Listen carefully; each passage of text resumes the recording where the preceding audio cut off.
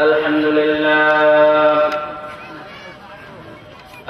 لله نحمده ونستعينه ونستغفره ونؤمن به ونتوكل عليه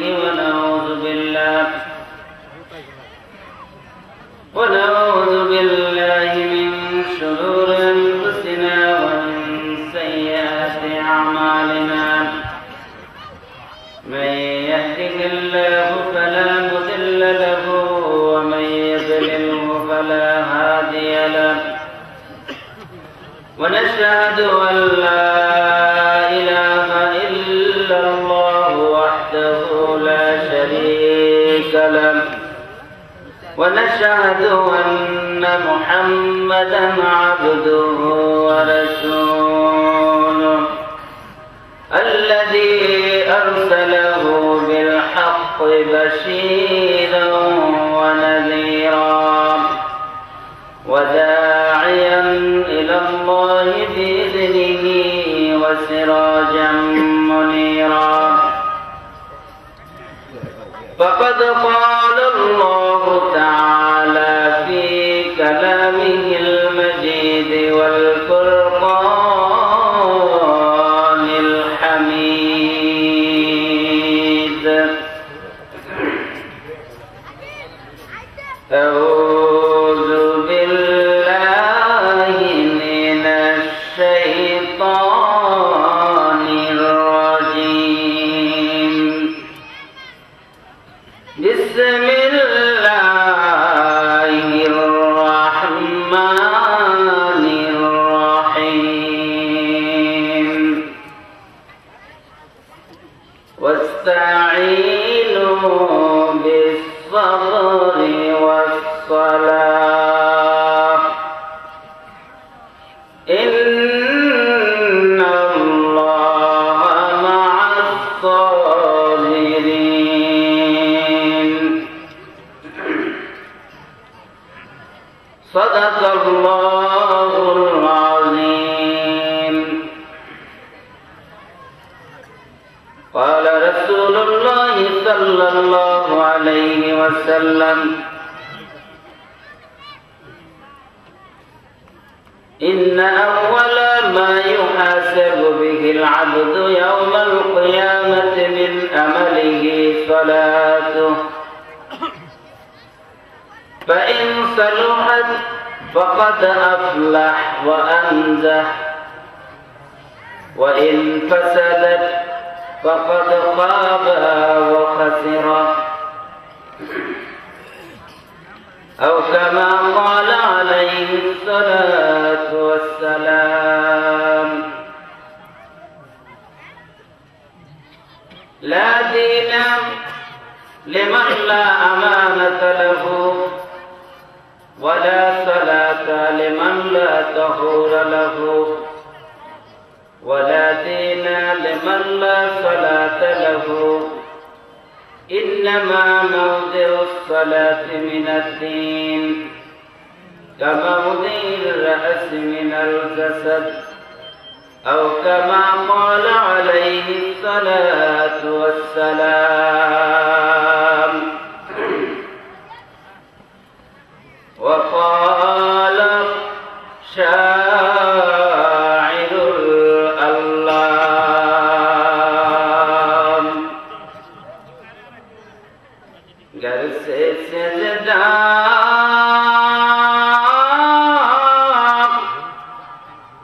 ज़मीन पर से होता असुजुदम बरसते अर्श खुदा इन्नल्लाह व मलाइकतहु युसल्लूना अलन नबी या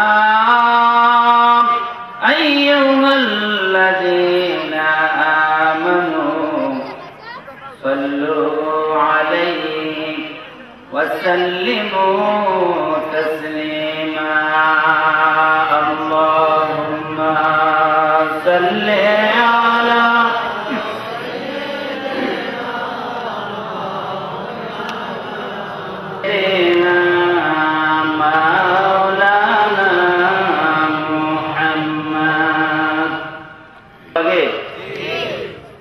জোরে বলতে হবে, সত্যি ভালো লাগে? দরুদ পড়লে কি লাভ হয় না লস হয়? বেশি না কম? তাহলে আরো জোরে পড়ার মতো শক্তি আপনাদের আছে তো? দরুদ শরীফ এমন এক আমল,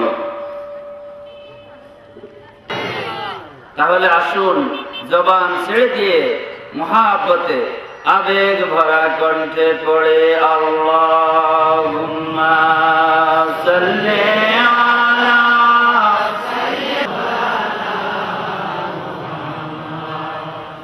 ওয়া আলা আলি মাওলানা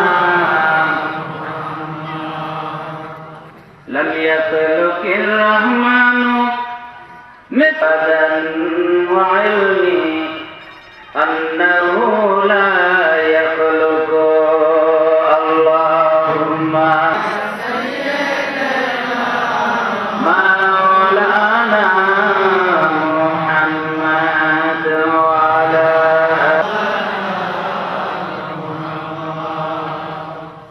নবীর ইশকে পড়ো দুরূদ মুহাব্বতে বসিয়া নবীর ইশকে পড়লে দুরূদ কলব হবে উজালা আল্লাহুম্মা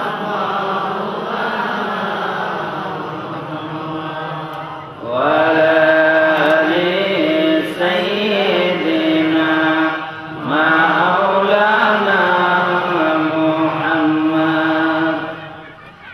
একবার নবীর রওজা জিয়ারত করলেন মাওলানা মুহাম্মদ। কপালেশ্বর পূর্বপাড়া জামে মসজিদের উদ্যোগে চতুর্থ বার্ষিক তাফসীরুল কুরআন মাহফিলের মহতারাম সভাপতি, বিশিষ্ট আলেম দ্বীন, আমাদের সকলের মাথার তাজ, অত্র এলাকার আলেমকুল শিরোমণি জনাব হযরত মাওলানা আব্দুর রশিদ সাহেব দামাত বরকাতুহুম, আজকের মাহফিলের বিশেষ আকর্ষণ,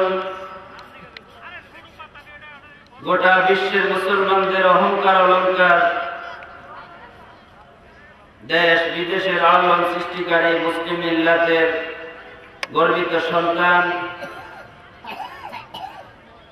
জনাব গোলাম সালমান বিন গোলাম হাকিম মাসকানা সাহিব মাদ্দাজিল্লাহুল আলী,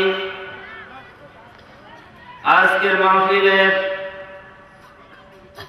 আমন্ত্রিত উলামায়ে কেরাম,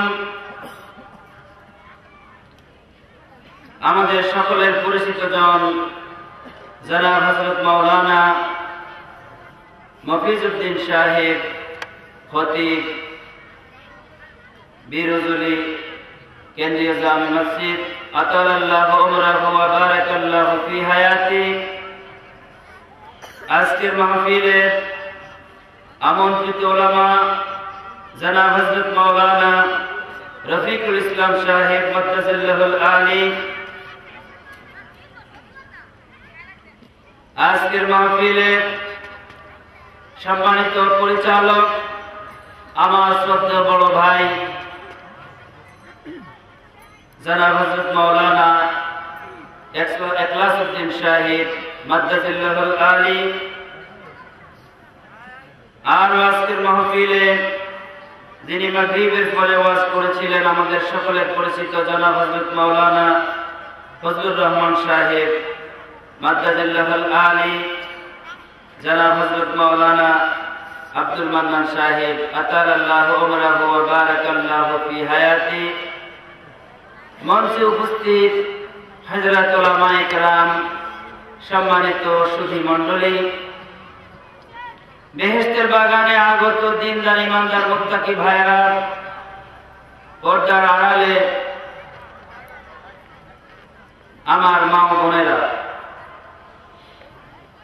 আল্লাহ রাব্বুল ইজ্জত ওয়া জালালের দরবারের অসীম রহমতে এই কপালেশ্বর পূর্বপাড়া জামে মসজিদের উদ্যোগে এই চতুর্থ বার্ষিক তাফসীরুল কুরআন মাহফিল আয়োজিত হয়েছে।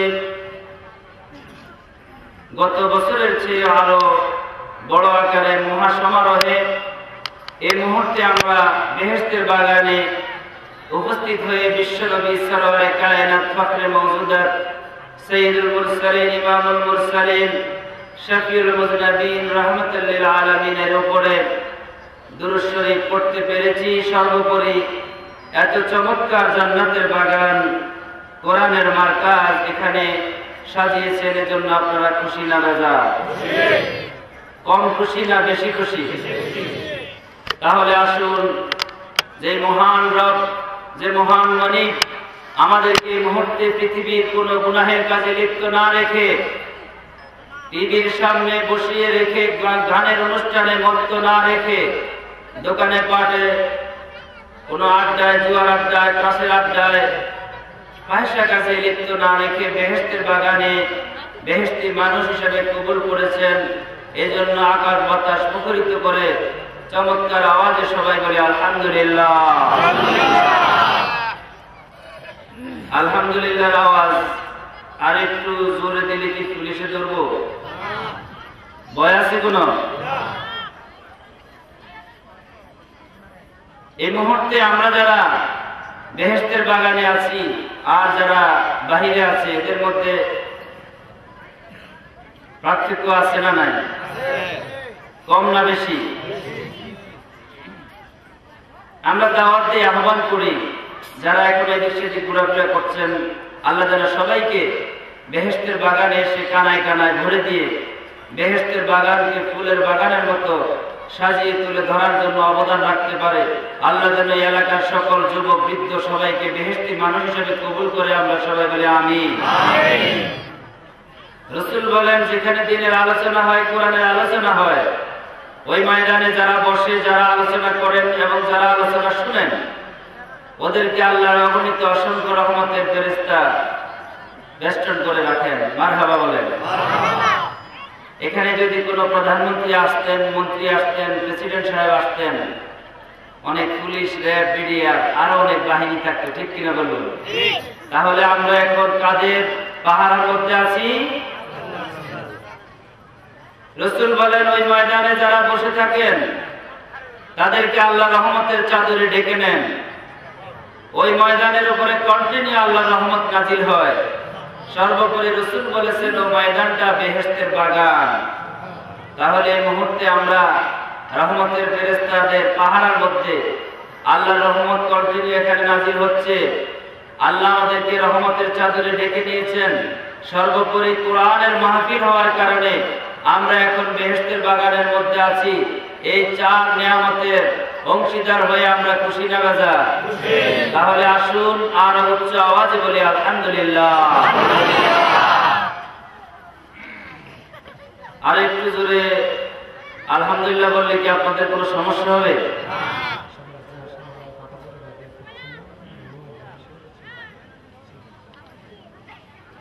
রূহের জগতে আল্লাহ রাব্বুল আলামিন এই গোটা পৃথিবীর সব মানুষের রূহগুলোকে একসাথে বানিয়েছেন, ঠিক কিনা বলুন? আল্লাহ রাব্বুল আলামিনের কাছে আমরা কি এই হাজার হাজার মানুষের মধ্যে কেউ কি বলেছিলাম যে আল্লাহ আমাকে আপনি ঈসা আলাইহিস সালাতু ওয়াস সালাম, মুসা আলাইহিস সালাতু ওয়াস সালাম, এই 1,24,000 মতান্তরে 2,24,000 নবী রাসূলের মধ্য থেকে শ্রেষ্ঠ নবীর উম্মত করে আমাকে পৃথিবীতে পাঠাবেন, এমন কোন দরখাস্ত আমরা করেছিলাম? বিনা দরখাস্তে যে আল্লাহ আমাদেরকে সাইয়্যিদুল মুরসালিন, ইমামুল মুরসালিন, শফিউল মুযনিবিন, রাহমাতুল লিল আলামিনের উম্মত হওয়ার তৌফিক দিলেন। এজন্য আসুন উচ্চ আওয়াজে আর একবার কালিমাতুশ শুকর আদায় করি, বলি আলহামদুলিল্লাহ।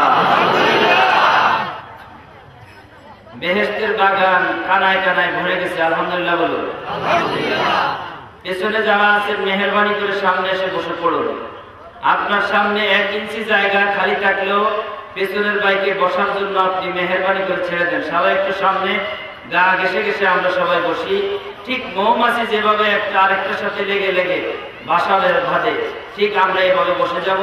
পেছনে অনেক ভাইরা দাঁড়িয়ে আছেন, বসতে পারছেন না।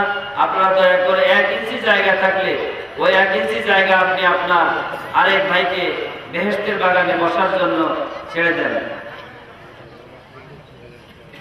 ভাইরা আমার, গা ঘেসে ঘেসে বসতে বলে শীত কম লাগবে, ঠিক কিনা বলুন? তাছাড়া এখানে আল্লাহ অনেক ওলি আছে, ঠিক কিনা? একজনের সোহবতে আরেকজন আল্লাহ ওলি আল্লাহ বানিয়ে দিতে পারেন, ঠিক কিনা বলুন? ভাইরা আমার, বন্ধুরা আমার, আমি আমার আলোচনার শুরুতে সূরা বাকারার একটি ছোট্ট আয়াত আপনাদের খেদমতে তেলাওয়াত করেছি। রাসূলের দুখানা হাদিস পড়েছি এবং একজন কবি 2টি শের আমি আপনাদের সামনে তেলাওয়াত করেছি। আমার আল্লাহ যদি আমাকে তৌফিক দেন, আপনারা যদি আমার জন্য দোয়া করেন, আমি এর উপরে কিছু কথা বলতে চাই। আপনারা বলুন ইনশাআল্লাহ। এই পৃথিবীতে আল্লাহ রাব্বুল আলামিন জিন এবং ইনসান এই দুটি জাতিকে সৃষ্টি করেছেন তার গোলামি করার জন্য। কি করার জন্য? কি করার জন্য? নামাজ পড়া একরকম ইবাদত, হজ করা এক প্রকার ইবাদত, যাকাত দেওয়া এক প্রকার ইবাদত, দান সদকা করা এক প্রকার ইবাদত, আলোচনা করা, মুতাআলা করা এক প্রকার ইবাদত, গরিবের উপকার করা এক প্রকার ইবাদত, হক কথা বলা এক প্রকার ইবাদত, সত্য কথা বলা এক প্রকার। মুসলমান সমস্ত কাজকর্ম শুরু করবে এক প্রকার ইবাদত। একজন ব্যারিস্টার সাহেব সঠিক জাজ করবেন, এটাও এক প্রকার ইবাদত। একজন চেয়ারম্যান সাহেব, মেম্বার সাহেব, এমপি সাহেব, সমাজের একজন নেতৃস্থানীয় ব্যক্তিবর্গ, ঠিক কিনা বলুন? মুসলমানদের প্রতিটি কাজকর্মেই আল্লাহ তাআলার জিকিরের অন্তর্ভুক্ত। কিসের অন্তর্ভুক্ত? নামাজ পড়া এক প্রকার জিকির, মুয়াজ্জিন সাহেব মসজিদে আযান দিচ্ছেন এক প্রকার জিকির, মুহাদ্দিস সাহেব হাদিস পড়াচ্ছেন এক প্রকার জিকির, আমার পুলিশ ভাইরা রাস্তাঘাটে দাঁড়িয়ে দাঁড়িয়ে এই কুয়াশা ভেজা রাতের মধ্যে পাহারা দিয়ে চোর ডাকাত হাইজাকার রাহাজানি ছিনতাইকারী, তারপরে মদের চালান, ইয়াবার চালান, এগুলো যদি ধরে নিয়ে থানায় যারা এগুলো বহন করে তাদেরকে সমর্থ করে, এটাও এক প্রকার জিকির, ঠিক কিনা বলুন? আসলে মুসলমানদের গোটা জিন্দেগিটাই এক প্রকার জিকির। আলহামদুলিল্লাহ বলুন। এখন আমি সব জিকিরের গুরুত্ব ফজিলত আপনাদের সামনে আমি বলতে পারবো না। এই সব জিকিরের মধ্যে, এই সব ইবাদতের মধ্যে সর্বশ্রেষ্ঠ ইবাদতের নাম কি বলুন তো আপনারা? আলহামদুলিল্লাহ। সর্বশ্রেষ্ঠ জিকির, সর্বশ্রেষ্ঠ ইবাদত, এই ইবাদতের নাম হলো নামাজ। এই নামাজ আছে তো আপনাদের এলাকায়? শুধু জুমার দিনে না 5 ওয়াক্তের মধ্যে? নামাজ দৈনিক কয় ওয়াক্ত? সকলের জীবনে আছে তো? রাসূল বলেন, আমার উম্মতেরা ঈমান আনার পরে একটি মানুষের যে কাজ সর্বপ্রথম করতে হবে সেটি হলো নামাজ। সুবহানাল্লাহ বলুন। এজন্য রাসূল বলেছেন, তোমাদের সন্তানের যখন 7 বছর বয়স হয় তখন নামাজের জন্য আদেশ দাও। 10 বছর যখন বয়স হবে তাকে তুমি শাসন করো। আপনি প্রশ্ন করতে পারেন, হুজুর এত সব ইবাদত থাকার পরে নামাজের কথা কেন রাসূল বললেন? আমি কি হাদিসের ভাষায় আপনাদের সামনে জবাব দিব? রাসূলুল্লাহ সাল্লাল্লাহু আলাইহি ওয়াসাল্লাম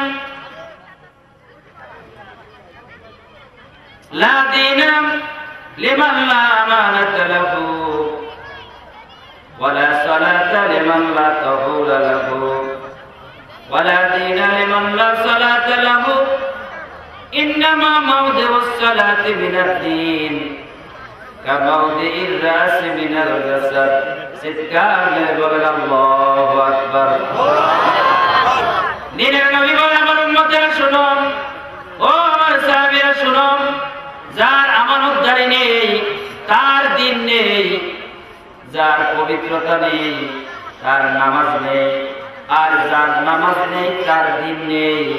ইন্নামা মাওদিউস সালাতি মিনাদ দীন, দিন ইসলামের মধ্যে নামাজের এমন স্থান কামাওদির রাসি মিনাল জাসাদ, যেমনি ভাবে ৩.৫ হাত দেহের মধ্যে মাথার দাম।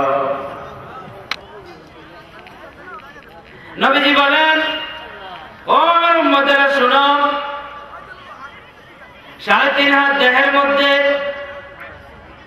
কারো যদি ২টি হাত না থাকে, সে মুখ দিয়ে বলে, ভাই আমার ২টি হাত নেই, আমি কাজ করে খেতে পারি না, আমাকে কিছু দেন। ঠিক কিনা বলুন? ২টা চোখ নাই, লোকটা বলে আমার ২টো চোখ নেই, আমি কাজ করতে পারি না, আমাকে আপনারা কিছু দান করেন। ঠিক কিনা বলুন? ২টা পা নাই, লোকটা বলতেছে, ভাইজান আমার ২টি পা নেই, আমি কাজ করে খেতে পারি না, আমাকে কিছু দান করেন।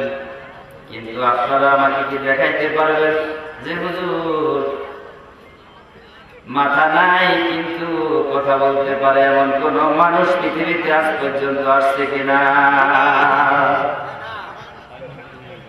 আমি বুঝাইতে চাই, এই ৩.৫ হাতের মধ্যে হাত না থাকলে মানুষ বলা যায়, পা না থাকলে মানুষ বলা যায়, ২টা চোখ না থাকলে মানুষ বলা যায়, কিন্তু মাথা যদি না থাকে তাহলে মানুষ বলা যায় না।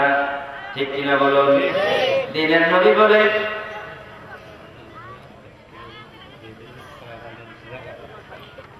এই ৩.৫ হাত দেহের মধ্যে মাথা না থাকলে যেমন মানুষ কল্পনা করা যায় না, দিন ইসলামের মধ্যে নামাজেরও এমন দাম, নামাজ না থাকলে দিন ইসলাম টিকে না।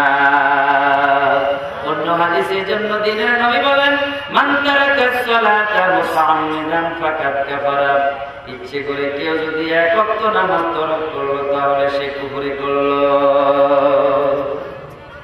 তাহলে নামাজের দরকার আছে না নাই? কম না বেশি? একদিন না সারা জীবন? মৃত্যুর আগ পর্যন্ত আমাকে নামাজ পড়তে হবে। ঠিক কিনা বলুন? আমরা মাঝে মাঝে বলে ফেলি যে এত ব্যস্ততার কারণে আমি নামাজ পড়তে পারি না, বলি কিনা? আজকে থেকে কি আর এই কথা বলা যাবে?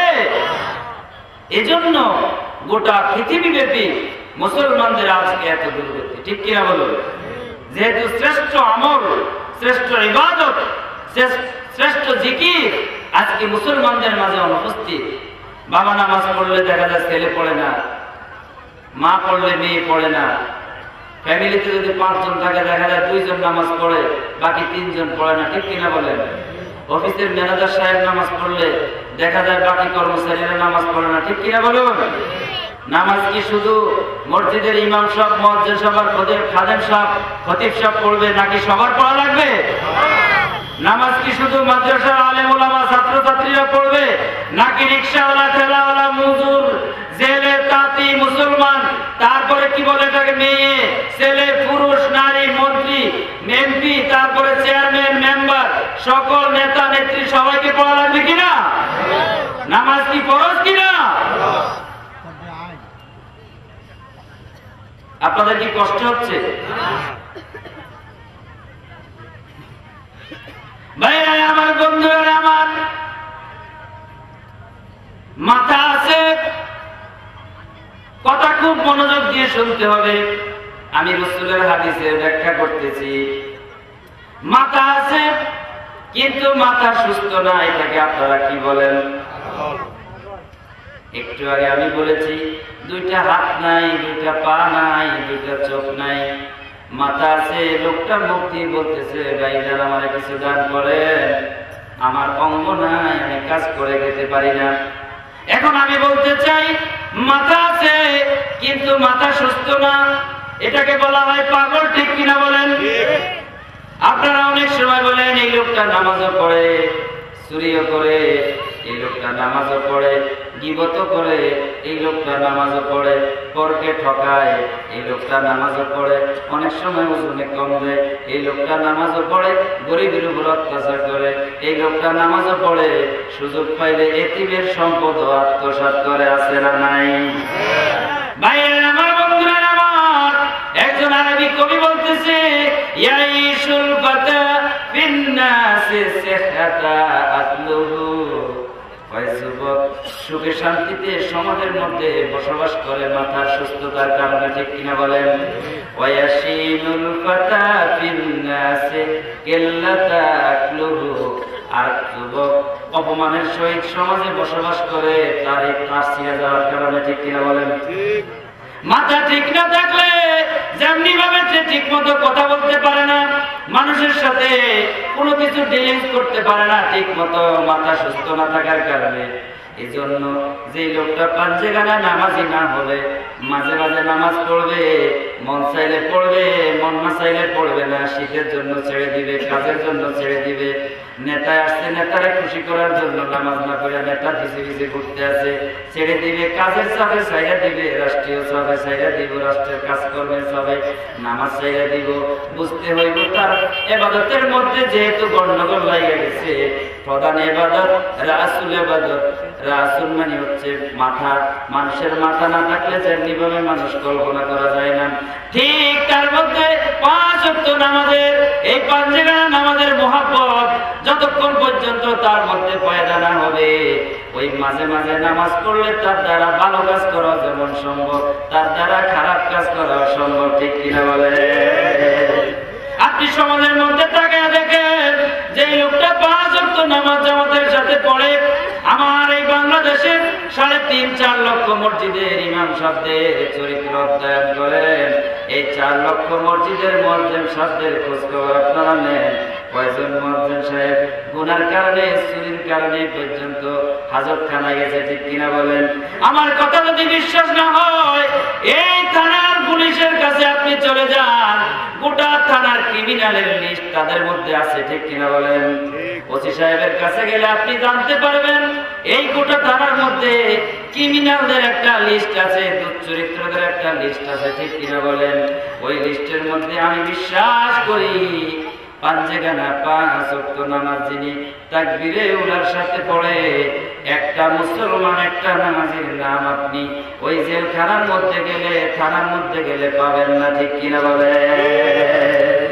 কারণ যে লোক দৈনিক 5 ওয়াক্ত নামাজ একটানা 40 দিন তাকবীরে উলার সাথে পড়বে, কয়দিন বাজার? 40 দিন। আমি সারা জীবনের কথা এখানে রাখলাম, 1 বছরের কথা এখানে রেখে দিলাম, 5 মাসের কথা এখানে রেখে দিলাম, 3 মাসের কথা এখানে আমি রেখে দিলাম। দিনের নবী বলে উম্মতে হলে আমি নবী বলে গেলাম। এই শ্রেষ্ঠ ইবাদত, সর্বশ্রেষ্ঠ জিকির কোরআনে কারিমের মধ্যে আমার আল্লাহ কিন্তু এক জায়গার মধ্যে ওয়াজ করছেন, বিসমিল্লাহির রাহমানির রাহিম, ইন্নাস সালাতা তানহা আনিল ফাহশাই ওয়াল মুনকার ওয়ালা যিকরুল্লাহি আকবার। আল্লাহু আকবার বলে। জিকির আকবার হচ্ছে কি? খারাপ কাজগুলোকে দূর করে দেয়। দিনের নবী বলেছেন এই সর্বশ্রেষ্ঠ জিকির, এই সর্বশ্রেষ্ঠ ইবাদত আমার যে উম্মত 5 ওয়াক্ত নামাজ 40 দিন একটানা তাকবীরে উলার সাথে আদায় করবে। তাকবীরে উলা বুঝেন?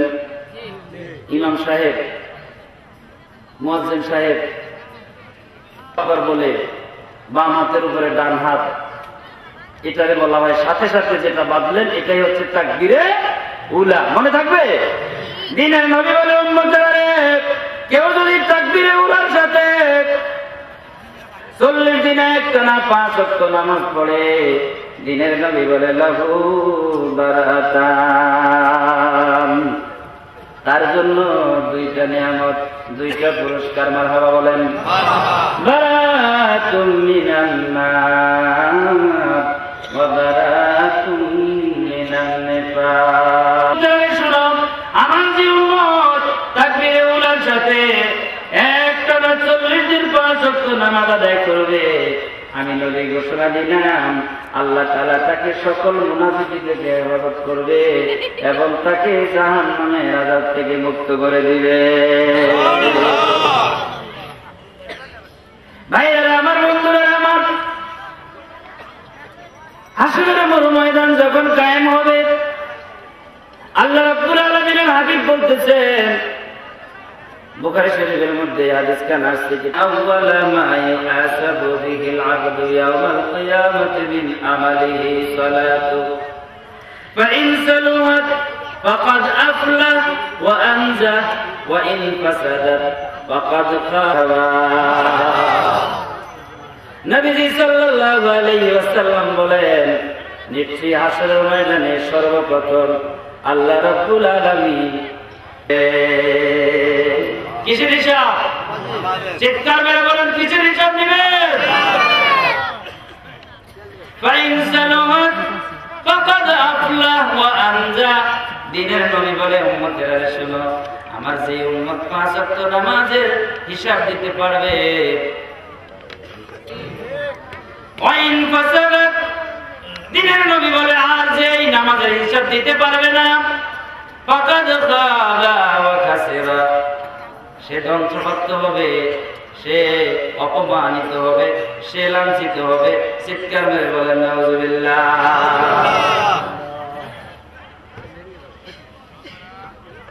আপনারা যারা দাঁড়িয়ে আছেন, মেহেরবানি করে আপনারা একটু বসে যান।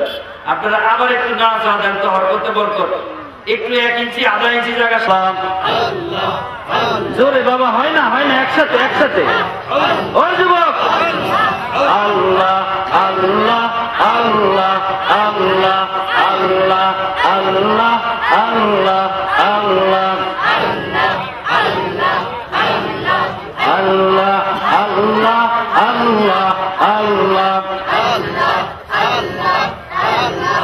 আল্লাহ আল্লাহ বলো না, আল্লাহর জিকির না করিলে অলগ জিন্দা হবে না। আল্লাহ আল্লাহ আল্লাহ আল্লাহ আল্লাহ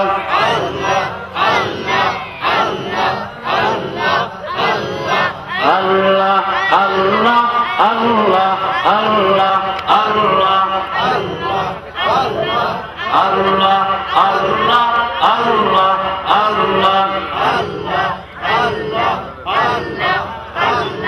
লা ইলাহা ইল্লাল্লাহু মুহাম্মাদুর রাসূলুল্লাহ। জোরে বলেন, কিসের হিসাব? কিসের ভাইরা বলেন, কিসের হিসাব? আল্লাহ রাব্বুল আলামিন সর্বপ্রথম হাসরের ময়দানে মানুষের নামাজের হিসাব নিবে। নামাজ পড়ছনি, আল্লাহ রাব্বুল আলামিন পৃথিবীর একজন বাদশাকে ডাক দিবে। কাকে? প্রেসিডেন্ট হইতে পারে, প্রধানমন্ত্রী হইতে পারে, এই গোটা পৃথিবীর সবচেয়ে বড় লিডার হইতে পারে। ঠিক কিনা বলেন? নামাজ পড়ছো? ওই দিন তো আর আগে গেছে বন্ধু বান্ধব নাই, জজ ব্যারিস্টার নাই। ঠিক কিনা বলেন? কোন বাহিনী নাই, আছে নাকি? বন্ধু বান্ধব নাই। আমার আল্লাহ ডাক দিয়া বলবে, তুমি নামাজ পড়ছনি?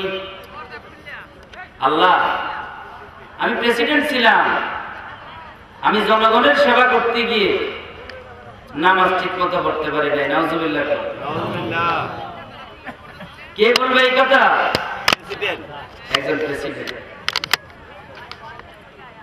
আমার আল্লাহ ডাক দিবে, ও ফেরেশতা যাও, দুনিয়ার আমার এই বান্দারে আমি নেতৃত্ব দিয়েছিলাম, প্রেসিডেন্সি দিয়েছিলাম, রাজত্ব দিয়েছিলাম। রাজত্বের কারণে আমার দুনিয়ার এই বান্দা নাকি নামাজের হেফাজত করতে পারে নাই। আমি তো আমার পয়গম্বর সুলাইমান আলাইহিস সালাতু ওয়াস সালামকে রাজত্ব দিয়েছিলাম, গোটা পৃথিবীর রাজত্ব। সুবহানাল্লাহ। পিঁপড়া কেমনে কথা কয় সুলাইমান আলাইহিস সালাম বুঝে, শুধু মানুষের রাজত্ব দেই নাই, জিনদেরও বাদশা বানাইছে, ঠিক কিনা বলেন? বাদশাও ছিলেন, পয়গম্বরও ছিলেন। একটা হাওয়াই সিংহাসন আমার আল্লাহ সুলাইমান পয়গম্বরকে দান করছেন, ঠিক কিনা বলেন? কবি কয় বা সুলাইমান দাদে মুলকু সরওয়ারি শুধু বাতিও খাতে মর্দে ওপরি। আল্লাহু আকবার বলেন। আমি সুলাইমান পয়গম্বরকে শুধু মানুষের বাচ্চা বানাই নাই, ওনার হাতে যে আংটি ছিল এটা দিয়ে ইশারা করলে হাজার হাজার জিন ওনাকে সাহায্য করার জন্য সামনে চলে আসতো। সুবহানাল্লাহ।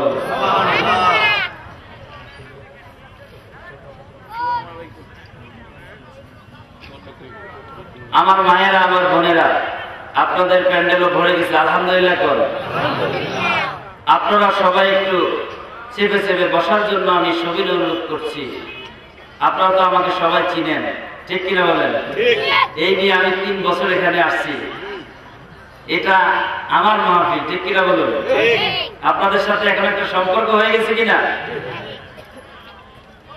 ভাইয়ারা আমার, বন্ধুরা আমার, সুলাইমান পয়গম্বরকে ডাকা হবে দুনিয়ার প্রেসিডেন্টের সামনে। আমার আল্লাহ ডাক দিয়ে বলবে, ও ও আমার উম্মত, বলো তো তোমার রাজত্ব বড় ছিল না আমার সুলাইমান পয়গম্বরের রাজত্ব বড় ছিল? যাবে কোথায়, পালাবে কোথায়? আস্তে আওয়াজে বলে দিবে, আল্লাহ আমার সাথে সুলাইমান পয়গম্বরের রাজত্ব বড় ছিল। দেখো তো সুলাইমান পয়গম্বরের আমলনামা দুনিয়ার বাদশার সামনে দেওয়া হবে। কথা কি বুঝে আসতেছে? আমার ভাইরা, একজন পয়গম্বরের আমলনামা দুনিয়ার রাজার কাছে দিয়ে আল্লাহ বলবে, দেখো তো সুলাইমান পয়গম্বর রাজত্বের কারণে আমি আল্লাহর নামাজ থেকে কি কখনো গাফেল ছিল? সুলাইমান নবীর যুগে এরকম 5 ওয়াক্ত নামাজ ফরজ ছিল না। সব নবীর যুগে নামাজ ছিল, কিন্তু 5 ওয়াক্ত নামাজ আল্লাহ রাব্বুল আলামিন বিশ্ব নবীকে দান করছেন, ঠিক কি না বলুন? আমার আল্লাহ ডাক দিয়ে বলবে, দুনিয়ার বাদশা রে, মন্ত্রিত্ব পায়া, প্রেসিডেন্সি পায়া, ক্ষমতা পায়া তুমি ক্ষমতার মোহে লিপ্ত ছিলা, মত্ত হয়ে গেছো, আমি আল্লাহকে ভুলে গেছো। চতুর্দিকে আমার নিয়ামত ছিল, তুমি আমার নিয়ামত ভোগ করছো, নিয়ামতের শুকর তুমি আদায় করো নাই। নামাজ পড়লেও তুমি চাঁদ সূর্যের আলো পেয়েছো, অগণিত অসংখ্য নিয়ামত পেয়েছো, তুমি নামাজকে গুরুত্ব দাও নাই। ক্ষমতার কারণে, প্রেসিডেন্সির কারণে, রাজত্বের কারণে যদি কেউ নামাজ থেকে বিরত থাকতো, তাহলে সেও তো আমার সুলাইমান পয়গম্বর। সুলাইমান যেহেতু এত বড় ক্ষমতা পাওয়ার পরও নামাজ জীবনে ছাড়ে নাই। ও দুনিয়ার বাদশা, আজকে আমি আল্লাহ হইলাম রহিম, দুনিয়াতে আমি ছিলাম রহমান। আল্লাহু আকবার বলেন। এই লোকটা গুরুত্ব দেয় নাই, আজকে আমি আল্লাহ তাকে গুরুত্ব দেওয়ার প্রয়োজন নাই। আমি আজকে আমল অনুযায়ী বিচার করবো, পক্ষপাতিত্ব করবো না। কার ভোট বেশি সেটা আমি দেখবো না, আমল দেখে আমি বিচার করব। যাও যাও, এই দুনিয়ার প্রেসিডেন্ট নামাজের মতো মস্ত বড় ইবাদত, আফজাল ইবাদতকে সে গুরুত্ব দেয় নাই। ক্ষমতার বয়সে লিপ্ত হয়ে গেছে, নামাজকে ইবাদত করে নাই, হাত পা বেঁধে উপর করে তাকে জাহান্নামে ফেলে দাও। তাহলে নামাজের দরকার আছে না নাই? ক্ষমতা পাইলে আপনি, প্রেসিডেন্সি পাইলে আপনি, নিয়ামত পাইলে আপনি, বড় বড় পদ পদবি পাইলে আপনি, বড় আলেম হইলে, বড় সমাজপতি হলে, বড় সম্পদের অধিকারী হলে, মস্ত বড় চেয়ারের অধিকারী হলে আল্লাহকে বেশি ডাকতে হবে না কম ডাকতে হবে? সত্যিকারের মুমিন যারা, তারা নিয়ামত পাইলে তাদের ঈমান বৃদ্ধি পায়, ঠিক কিনা বলো? সত্যিকারের মুমিন যারা, তারা নিয়ামত পাইলে তাদের ঈমান বৃদ্ধি পায়। আমার আল্লাহ আমাকে দয়া করে মায়া করে এত নিয়ামত দান করছে, আল্লাহ গো আমি এই শুকর কিভাবে আদায় করব? এজন্য বেশি বেশি আমার আল্লাহ গোলামি করবে, ঠিক কিনা বলেন? আমার সত্যিকারের মুমিন যারা, তাদের উপরে যখন বিপদ আসবে, মুসিবত আসবে, তখন সে চিন্তায় পড়ে যাবে, হায় হায় আমার জানি কোন দিক দিয়ে আমলের ত্রুটি হয়েছে, ঠিক কিনা বলো? আল্লাহ গো তুমি যতই বিপদ দাও, মুসিবত দাও, তুমি ছাড়া আমার কোনো উপায় নেই, আমি কোথায় যাব? এই যে তোমার কুদরতি কদমে পড়ে আমি ঘোষণা দিচ্ছি, সুবহানা রাব্বিয়াল আলা। তাহলে সত্যিকার মুমিন যারা, তারা নিয়ামত পেলেও তাদের ঈমান বৃদ্ধি পাবে, ঠিক কিনা বলুন? এবং নিয়ামত ছিনিয়ে নিলেও বা বিপদ আপদ আসলেও তাদের ইবাদত, তাদের আল্লাহর প্রতি বিশ্বাস আরো বৃদ্ধি পাবে, ঠিক কিনা বলুন? আল্লাহ যেন আমাদেরকে নিয়ামতের শুকর আদায় করা, বিপদে পড়লে ধৈর্য ধরা তৌফিক আনায়াত করে, আমরা সবাই বলে আমিন। ভাইরা আমার, বন্ধুরা আমার, এরপর আমার আল্লাহ রাব্বুল আলামিন হাসরের ময়দানে একজন পিতাকে ডাক দিবে, তিন ছেলের বাবা, চার মেয়ের বাবা। বাবা ছিলেন না? বাবা অভিভাবক, আপনিও মনে করেন ফ্যামিলির একজন প্রেসিডেন্ট, ঠিক কিনা বলুন? বান্দারে তুমি নামাজ পড়ছো, নামাজ তো ঠিক মতো পড়ে নাই, আল্লাহর কাছে বলতেছে, আল্লাহ আমার ছেলে ছিল, মেয়ে ছিল, এদেরকে খাওয়াইতে গিয়ে, ভালো পোশাক পরাতে গিয়ে, এদের মুখে হাসি ফুটাইতে গিয়ে আমি এত ব্যস্ত ছিলাম, আমি ঠিক মতো নামাজ পড়তে পারি না। নাউজুবিল্লাহ বলেন। আল্লাহর সামনে একটা অজুহাত দাঁড় করিয়ে দিবে। কি দাঁড় করাবে? অজুহাত। আমার সাথে কথা বলুন, কি দাঁড় করাবে? মানুষের একটা হইল ডান হাত, আরেকটা হইল বাম হাত, 3 নম্বর আরেকটা হাত হইল অজুহাত। ঠুনকে একটা অজুহাত দাঁড় করে দিলে ভাবছে সে এখন দুনিয়ায় আছে, মানুষের সাথে চাইলবাজি, ডাইলবাজি, ধোকাবাজি যেমনি ইচ্ছে এমনি করছে। হাসরের ময়দানে কি এটা করার সুযোগ আছে? আমার আল্লাহ শান্তি নিয়ে বলবে, আল্লাহ গো আমি আমার ছেলে মেয়ের হেফাজত করতে গিয়ে আমি নামাজের হেফাজত করতে পারি নাই। আল্লাহ প্রশ্ন করবে, জীবনে তোমার কি কোনো ছেলে মেয়ে হারিয়ে গিয়েছিল? কয় না আল্লাহ। আমার আল্লাহ ডাক দিয়া বলবে, ফেরেশতারা রে, আমার পয়গম্বর হযরত ইয়াকুব আলাইহিস সালাতু ওয়াস সালামকে ডাকো। ইউসুফ আলাইহিস সালাতু ওয়াস সালামকে হারায়া ইয়াকুব নবী 43 বছর, মতান্তরে 39 বছর পর্যন্ত কেঁদেছিল। কাঁদতে কাঁদতে চোখের কোটা পচে গিয়েছিল, কিন্তু পয়গম্বর কি আমার আল্লাহরে ভুলে গেছে? কথা কর না কেন? ছেলে মেয়ে হচ্ছে নিয়ামত, ঠিক কিনা বলেন? নিয়ামতের আরো বেশি শুকর আদায় করা দরকার, ঠিক কিনা?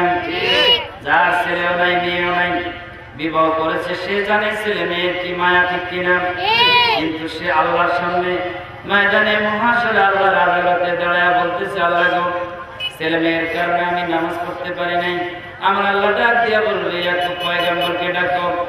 ইয়াকুব আলাইহিস সালাতু ওয়াস সালামকে দুনিয়ার এই বান্দার সামনে দাঁড় করে আমার আল্লাহ বলবে, বান্দারে বলো তো তোমার কোন ছেলে সন্তান জীবনে হারিয়ে গিয়েছিল কিনা? না আল্লাহ হারায় নাই। এই যে নাও, ইয়াকুব নবী ইউসুফকে হারায়া 40 বছর মতান্তরে 39 বছর কেটেছিল। দেখো তো আমার পয়গম্বর একদিনের জন্য আমার নামাজ ছেড়েছে কিনা। দুনিয়ার মানুষ ইয়াকুব পয়গম্বরের আমল নামা দেখবে, দেখবে না না সবকিছু মিয়া মিয়া মিয়া মিয়া, বুঝছেন? 100 মারহাবা কর। সকল নবীগণ মাসুম, ঠিক কিনা বলুন? কাল আম্বিয়ায়ে মাসুমুন, প্রত্যেক নবী নিষ্পাপ। মারহাবা বলেন।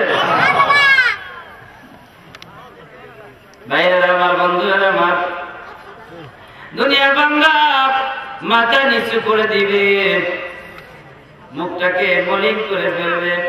আমার আল্লাহ ডাক দিয়ে বলবে, বান্দারে দুনিয়াতে তুমি নামাজ না পড়লে আলো বাতাস পাইছো, আমার অগণিত অসংখ্য নিয়ামত তুমি ভোগ করছো। ছেলে মেয়ের অজুহাত আজকে আমি আল্লাহর সামনে দাঁড় করিয়ে দিয়েছো। শোনো, ছেলে সন্তানের কারণে নামাজ থেকে কেউ বিরত থাকলে সে হয়তো আমার পয়গম্বর হযরত ইয়াকুব আলাইহিস সালাতু ওয়াস সালাম। তুমি তো দেখেছো নামাজ ছাড়ে নাই, নামাজ বাদ দেয় নাই। কারণ নামাজ না থাকলে দিন থাকে না, ঠিক কিনা বলেন? দিন না থাকলে ইসলাম থাকে না, ঠিক কিনা বলেন? ইসলাম না থাকলে আমার আপনার কি থাকলো আর বলেন, ঠিক কিনা বলুন? ভাইরা আমার, বন্ধুরা আমার, আমার আল্লাহ ডাক দিয়া বলবে, ফেরেশতারে দুনিয়ার এই বান্দারে হাত পা বেঁধে উপর করে জাহান্নামের মধ্যে ফেলে দাও। এবার ডাক দিবে একজন মহিলাকে, আমার মায়েরা গো, আমার বোনেরা, আপনারা সব সময় প্রতি বছর আপনাদের প্যান্ডেল ভরে যায়, একটু মনোযোগ দিয়ে শুনেন। আমার মায়েরা রোজা রাখতে খুব বেশি পছন্দ করে, ঠিক কিনা কেমন? নামাজ পড়ার ব্যাপারে একটু অলসতা আছে, ঠিক কিনা বলুন? আবার যদি গুলশান বাড়িদারে বনানি মডার্ন মার্কার মহিলা হয় তাহলে তো উপায় নাই, ঠিক কিনা কেমন? রাস্তার মোড়ে মোড়ে ঢাকার শহরে আর কিছু না পাইলেও মেয়েদের সাজার পার্লার পাওয়া যায়, ঠিক কিনা কেমন? এটা একটা কিয়ামতের আলামত। কিসের আলামত?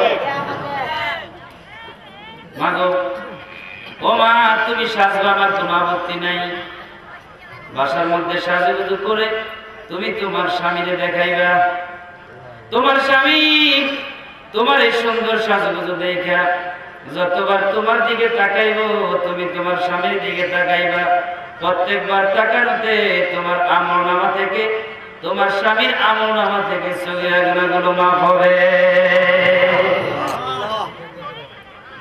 তুমি সাজুগুজু করে বাসার মধ্যে বসে আছো, তোমার স্বামী ক্ষেত খামার থেকে কাজ করে আসো, অফিস আদালত করে আসো, কলেজ মাদ্রাসা থেকে চাকরি করে আসো, দরজার মধ্যে নক করছে, তোমাকে সালাম দিয়েছে, তুমি মুস্কি হাসি দিয়া সালামের জবাব দিয়া তোমার স্বামীর চেহারার দিকে তাকাইবা।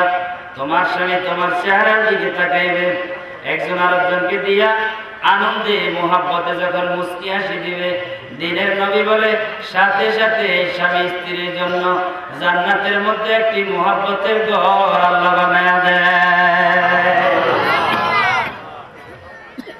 আমার মায়ের গো, ও আমার বোনেরা, কিন্তু তুমি যদি সাজুগুজু করে কালারিং করে রাস্তায় বের হও, চুলগুলো ছেড়ে দিয়ে চলো, ওড়না গলার মধ্যে তুমি ঝুলাই রাখো, যতগুলো যুবক তোমার দিকে বারবার তাকাইব, প্রত্যেকটা তাকানোতে এক একটা করে জিনার গুনাহ লেখা হবে। আমার ভাইয়ের, আমার আলোচনার মূল বিষয় হলো নামাজ। আমার মায়েরা, আমার বোনেরা, আল্লাহ রাব্বুল আলামিন ময়দানে মহাশরে একজন মহিলাকে ডাকবে, ও বান্দি, তুমি কি নামাজ পড়ছো নি? কে প্রশ্ন করবে? আল্লাহ। আল্লাহ জোরে কইলে মনে হয় পুলিশে ধরবো আপনাদেরকে। কে প্রশ্ন করবে? ভাইয়েরা আমার, বন্ধুরা আমার, আমার আল্লাহ ডাক দিয়া বলবে, তুমি নামাজ পড়ছো? কয় আল্লাহ, আমার স্বামী বড় জালেম ছিল। আমার আল্লাহ ডাক দিয়া বলবে, ও ফেরেশতারা যাও, পৃথিবীর সবচেয়ে গাদ্দার স্বামীকে এখানে ডেকে নিয়ে আসো। চিনেননি? নাম শুনছেন ফেরাউনের? বিশ্বের, এই বর্তমান বিশ্বের এবং ভবিষ্যতের, অতীতের। ও আমার ফেরেশতারা যাও, এই পৃথিবীর সবচেয়ে বড় বেয়াদব স্বামী ফেরাউনের স্ত্রী আসিয়াকে ডাকো। যে আসিয়া স্বামীর খেদমত হুবহু পালন করতেন, গোপনে গোপনে আমার আল্লাহকে ডাকতেন, ঠিক কিনা বলেন? যেদিন আসিয়া এক আল্লাহর প্রতি ইমান প্রকাশ পায়, মুসা পয়গম্বরের প্রতি ইমান এনেছে তা প্রকাশ পায়, অত্যাচারের স্টিমরোলার আসিয়ার উপরে এসেছিল, ঠিক কিনা বলেন? আসিয়া কি ইমান দিয়ে দিয়েছে? ডাক দিয়ে বলে, স্বামী হে, জীবন দিব, ইমান দিব না। তাফসীরের মধ্যে আসছে গজল মারেন না, এটা ঠিক কিনা? আসিয়া কি ইমানের কারণে ফেরাউন তার হাত পায়ের মধ্যে জমিনের মধ্যে শোয়া পেরাক মেরেছে। ভাইয়েরা আমার, বন্ধুরা আমার, আসিয়া এক আল্লাহকে বিশ্বাস করার কারণে, মুসা পয়গম্বরের প্রতি ইমানের কারণে উত্তপ্ত তৈরের মধ্যে ছেড়ে দিয়েছে। তারপরেও কি আসিয়া ইমান ছেড়ে দিয়েছে? ইমানের দাম কম না বেশি? কত বেশি? আমি এক কথা এইভাবে বুঝাই, গোটা পৃথিবীর বর্তমান পৃথিবীতে যদি 700 কোটি মানুষ হয়, এর মধ্যে 140 কোটি মুসলমান, বাকি যারা থাকবে অন্য ধর্মাবলম্বী, এদেরকে যদি এক পাল্লায় দেওয়া হয়, সবগুলো যদি এক পাল্লায় দেওয়া হয়, আর এক আল্লাহকে বিশ্বাস করার কারণে, তাওহীদের সালাত বিশ্বাস করার কারণে, পরকাল বিশ্বাস করার কারণে ওই আপনার মুসলমানকে যদি আরেক পাল্লায় দেওয়া হয়, ইমানের বদলতে তাওহীদের উপরে বিশ্বাস করার কারণে, আমার আল্লাহ বলে, পৃথিবীর মানুষেরা শুনো, তাওহীদের সালাত বিশ্বাস করার কারণে এই আপনার মুসলমানের মূল্য গোটা পৃথিবীর সব বহু ঈশ্বরবাদীর চেয়ে আমার আল্লাহর কাছে অনেক বেশি। আসিয়াকে ডাকা হবে দুনিয়ার এই মহিলার সামনে, আমার আল্লাহ জিজ্ঞেস করবে, ও বান্দি, বলো তো তোমার স্বামী বড় জালেম ছিল না আমার আসিয়ার স্বামী বড় জালেম ছিল? আপনারা বলেন তো, কে বেশি জালেম ছিল? আমার আল্লাহ সামনে ডাক দিয়ে বলবে, আল্লাহ, আমার স্বামীর চাইতে আসিয়ার স্বামী বড় জালেম ছিল। দেখো তো ইমান আনার পরে নামাজ ছাড়ছে কিনা। আসিয়ার আমলনামাটা দুনিয়ার এই মহিলার হাতের মধ্যে দেওয়া হবে। ইমান আনার পরে এক ওয়াক্ত নামাজও ছাড়ে নাই, আল্লাহর হুকুমগুলো বাদ দেয় নাই। আমার আল্লাহ ডাক দিয়ে বলবে, ও মহিলা শুনো, বান্দিরে শুনো, স্বামীর অত্যাচারের কারণে, স্বামীর নির্যাতনের কারণে নামাজ থেকে যদি কেউ বিরত থাকতো, তাহলে সে হতো আমার আসিয়া। এত জালেম, অত্যাচারী স্বামী স্ত্রী হওয়ার পরেও যেহেতু আসিয়া নামাজগুলো যথাযথভাবে হেফাজত করতে পেরেছে, বোঝা গেল তুমি নামাজের প্রতি গুরুক্ষেপ করো নাই, গুরুত্ব দাও নাই। যাও যাও, আজকে আমল অনুযায়ী ফয়সালা হবে। নামাজ যেহেতু তুমি হেফাজত করো নাই, ফেরেশতারা এই মহিলাটার হাত পা বেঁধে উপর করে জাহান্নামের মধ্যে ফেলে দাও। আমার আল্লাহ আরেকজন বান্দারে ডাকবে, দেখি তার নামাজের ফাইল চালাও। কিসের ফাইল? নামাজের ফাইল। সচিবালয় বলতে গেলে বিভিন্ন ফাইল খায় নাও, হ্যাঁ? তারপরে হাইকোর্টের মধ্যে গেলে বিভিন্ন মামলার ফাইল থাকে, ঠিক কিনা? সর্বপ্রথম যেটা আগের দিন সিরিয়ালের মধ্যে থাকে এটারে ধরে, কি করে? আবার তড়িঘড়ি করার চিন্তা ভাবনা থাকলে এই মানে কোনো সিরিয়াল বলে না, ঠিক কিনা করে? আমার আল্লাহ ডাক দিয়া বলবে, বান্দার নামাজের ফাইল নাও। বান্দারে তুমি কি নামাজের ইবাদত করছো? কয়, আল্লাহ আমি অসুস্থ ছিলাম। কি ছিলাম? কথা কন না কেন? কি ছিলাম? আমি অসুস্থ ছিলাম, এজন্য নামাজের ইবাদত করতে পারি নাই। আমার আল্লাহ ডাক দিয়ে বলবে, বান্দারে, বান্দার অতীত বর্তমান ভবিষ্যৎ, বান্দার ভিতর বাহির অন্তরে সব আমার আল্লাহ জানেন কিনা?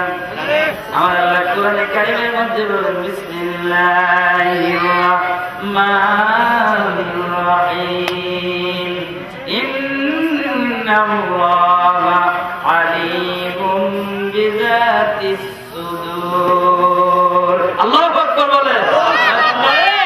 আমি তোর অন্তরের খবরও জানি। আল্লাহু আকবার বলেন। আর আল্লাহ ডাক দিয়ে বলবেন তুমি অসুস্থতার অজুহাত দেখাচ্ছ, ও ফেরেশতারা যাও আমার পয়গম্বর হযরত আইয়ুব আলাইহিস সালাতু ওয়াস সালামকে ডাকো। কাকে ডাকো? হাদিসের মধ্যে আসছে 18 বছর মতান্তরে 7 বছর হযরত আইয়ুব পয়গম্বর অসুস্থ ছিলেন। হাত অসুস্থ, 2টা হাত অসুস্থ, পুরা বডি অসুস্থ, 2টা পা অসুস্থ। শুধুমাত্র আইয়ুব পয়গম্বরের জিহ্বাটা ভালো ছিল। কি ভালো ছিল বলেন? শুধুমাত্র জিহ্বা ভালো ছিল। এই জিহ্বা দিয়ে আইয়ুব পয়গম্বর আমার আল্লাহর সব হুকুম আদেশগুলো পালন করতেন। 18 বছর পরে যেদিন জিহ্বার মধ্যে পোকায় কামড় দিল, কি ধৈর্য পয়গম্বরের! এজন্য সকল নবীগণ আমাদের জন্য আদর্শ। বিশেষ করে বিশ্ব নবী হুজুর আরবি সাল্লাল্লাহু আলাইহি ওয়াসাল্লাম আমাদের জন্য পরিপূর্ণ আদর্শ। ঠিক কিনা বলেন? যে রাসূল বলেছেন বয়স্তু মুআল্লিমান। আল্লাহু আকবার বলেন। 1,24,000 মতান্তরে 2,24,000 বা 26,000 পয়গম্বরের মধ্যে আমার রাসূল ছাড়া কোন পয়গম্বর বলেন আমি শিক্ষক হিসেবে আসছি। ঠিক কিনা হুজুর? আমার নবী কয় উম্মতেরা শোনো, বুইস্তু মুআল্লিমান লিউতাম্মিমা মাকারিমাল আখলাক। আল্লাহু আকবার। আমি তোমাদের মাঝে শিক্ষক হিসেবে প্রেরিত হয়েছি তোমাদের চরিত্রকে পরিপূর্ণতায় পৌঁছিয়ে দেওয়ার জন্য। আমার রাসূলের দাওয়াতের মাধ্যমে পরিপূর্ণ হয়েছে। ঠিক কিনা বলো? কিন্তু আমাদের মানার বাকি নাকি? ভাইয়েরা আমার, বন্ধুরা আমার, আইয়ুব পয়গম্বর একদিনের জন্য আমার আল্লাহকে বলেন আল্লাহ আমি অসুস্থ হয়ে গেছি, আপনি আমাকে সুস্থ করেন। নবীদের ধৈর্য হলো অসীম ধৈর্যের পাহাড়। ঠিক কিনা বলেন? যেদিন জিহ্বার মধ্যে আইয়ুব পয়গম্বরকে পোকায় কামড় শুরু করছে, আইয়ুব পয়গম্বর মনে মনে চিন্তা করে হায় হায় আমার হাত অসুস্থ, আমার পা অসুস্থ, আমার পুরা বডি অসুস্থ, কিন্তু আমার জিহ্বাটা ভালো ছিল। এই জিহ্বা দিয়ে তো আমি আমার আল্লাহর হুকুমগুলো পালন করতে পেরেছি। মাওলা আমি বুঝি এই জিহ্বা দিয়েও তুমি আল্লাহকে ডাকতে পারবো না। 18 বছর পরে আইয়ুব পয়গম্বর আমার আল্লাহ রাব্বুল আলামিনকে একটা ডাক দিলেন। কয়টা ডাক? পৃথিবীর কত পয়গম্বর অসুস্থ হয়ে দোয়া করছে, আমরা কত দোয়া করি। ঠিক কিনা বলেন? এই আইয়ুব পয়গম্বরের এই অসুস্থ অবস্থা এই দোয়াটা এত বেশি ভালো লেগেছে, যার কারণে আমার আল্লাহ গোটা পৃথিবীর সব মানুষকে অসুস্থ হইলে মুক্তি পাওয়ার জন্য এই দোয়া পড়ে দোয়া করার জন্য কোরআনুল কারীমের মধ্যে আইয়ুব নবী এই দোয়াটা কোট করে দিলেন। আইয়ুব বলেন না, ও আইয়ুব ইজনাদা রাব্বাহু রব্বি আন্নী মাসসানিয়াদ-দুররু ওয়া আনতা আরহামুর রাহিমিন। আল্লাহু আকবার বলেন। যে আইয়ুব পয়গম্বর খেজুর গাছের নিচে মরুভূমির মধ্যে বসে থাকতেন, বিবি রহিমা পর্দা মেনটেন করে এলাকায় কাজকর্ম করে অসুস্থ স্বামীর মুখে খাবার দিতেন। বাজারে আমার ভাইরা, আমার গাজীপুরের ভাইরা, আমার হযরতে আইয়ুব পয়গম্বর দোয়া করতে দেরি হলো, আমার আল্লাহ রাব্বুল আলামিন ডাক দিয়ে বলে জিবরাইল আমার পয়গম্বর 18 বছর পরে আমার কাছে আইয়ুব পয়গম্বরকে গিয়ে বলো মরুভূমির মধ্যে অসুস্থ পা দিয়ে আঘাত করতে। আল্লাহু আকবার বলেন। জিবরাইল আমিন এসে কয় আসসালামু আলাইকা ইয়া নবী আল্লাহ। নবী গো আমি হচ্ছে জিবরাইল, ফেরেশতা আল্লাহ আমাকে পাঠাইছে পা দিয়ে মরুভূমির মধ্যে আঘাত করতে। আইয়ুব নবী কয়, জিবরাইল আমি তো পা মারতে পারি না। কয় আপনি আঘাত করেন। আইয়ুব পয়গম্বর জমিনের মধ্যে পাটা একটু রাখার সাথে সাথে এই মরুভূমির বুক ছিঁড়ে জান্নাতের পানি বের হয়। আলহামদুলিল্লাহ বলেন। এই পানি আসার সাথে সাথে আইয়ুব পয়গম্বর 35 বা 40 বছরের যুবক হইয়া যায়। আপনার জ্বর হইলে, পাতলা পায়খানা হইলে, সর্দি কাশি হইলে শরীরটা একটু খারাপ হয় না বাজান? আবার ডাক্তাররা বলে জ্বর কমলে পরে আমরা ভিটামিন দিব, ভিটামিন খাইলে আপনি ভালো হয়ে যাবেন। ঠিক কিনা বলেন? বাইরে আমার বন্ধুরা, আমার জান্নাতের পানি। আমি অসুস্থ ছিলাম, অসুস্থতার কারণে আমি নামাজ যথাযথ ইবাদত করতে পারি নাই। আমার আল্লাহ ডাক দিয়ে বলবে, ও বান্দা, আইয়ুব পয়গম্বরের আমলনামাটা তুমি পড়া দেখো। আমলনামা দেখবে। এই যে 18 বছর অসুস্থ ছিল আইয়ুব পয়গম্বর, ইশারায় হইলেও আল্লাহর নামাজ পড়ছে। আল্লাহ আইয়ুব পয়গম্বরের সব আমলগুলো মিয়া মিয়া, মানে কি 180। আমার আল্লাহ ডাক দিয়া বলবে, বান্দারে, দুনিয়াতে যেমনি তুমি চলতে পারছো, আজকে কিন্তু তোমার আমল অনুযায়ী বিচার হবে। তুমি যে অসুস্থ ছিলা, ইচ্ছে করলে তুমি নামাজ পড়তে পারতা। তুমি যে মুসিবতে ছিলা, ইচ্ছা করলে তুমি নামাজ পড়তে পারতা। মুয়াজ্জিনের আযান কিন্তু তোমার কানের মধ্যে আসছে, মসজিদের কাছেই তুমি ছিলা, কিন্তু তুমি মসজিদ। সম্মানিত আলোচক, উনি এখনই আপনাদের সামনে আলোচনায় অংশগ্রহণ করবেন। জনাব হযরত মাওলানা মোহাম্মদ আব্দুল মান্নান চাঁদপুরি সাহেবকে আলোচনায় অংশগ্রহণ করার জন্য আমি সবিনয় অনুরোধ করছি।